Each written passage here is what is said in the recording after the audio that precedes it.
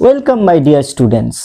UPSC, WBCS অথবা combined graduate লেভেলের মতন এক্সামগুলো কি শুধুমাত্র ব্রিলিয়ান্ট বা মেধাবী স্টুডেন্টসদের জন্য?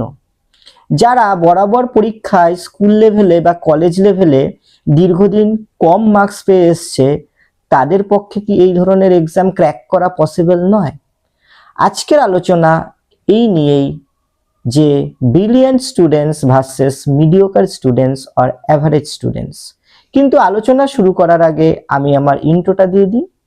Hello friends, you are hooked on to my YouTube channel Evolution A Point of Success.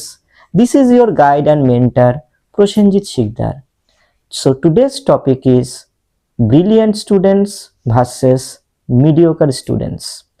দীর্ঘদিন ধরে পরপর ব্যর্থতার কারণে যারা একদম ছোটবেলা থেকে স্কুল লেভেল থেকে কলেজ লেভেল পর্যন্ত বারবার ব্যর্থ হয়েছে এবং পরীক্ষার ফল যাদের আশানুরূপ ছিল না, তাদের মধ্যে হয়তো এরকম বেশ একটা পার্সেন্টেজ স্টুডেন্টসদের মধ্যে বা অ্যাসপিরিয়েন্সদের মধ্যে একটা মাইন্ডসেট তৈরি হয়ে যায় যে আমার তো স্কুল লেভেলে বা কলেজ লেভেলে সেরকম আশানুরূপ মার্কস পাইনি, তাহলে এই ধরনের ইউপিএসসি অথবা ডাব্লিউবিসিএস বা কম্বাইন্ড গ্র্যাজুয়েট লেভেলের যে এক্সামগুলো রয়েছে, এই পরীক্ষায় এই ধরনের হায়ার র্যাঙ্কের পোস্ট আমাদের পক্ষে হয়তো পসিবল নয়। এবং এই যে একটা মাইন্ডসেট, এই মাইন্ডসেট তৈরি হওয়ার ফলেই কিন্তু সম্ভব জিনিসটাও অসম্ভব হয়ে ওঠে।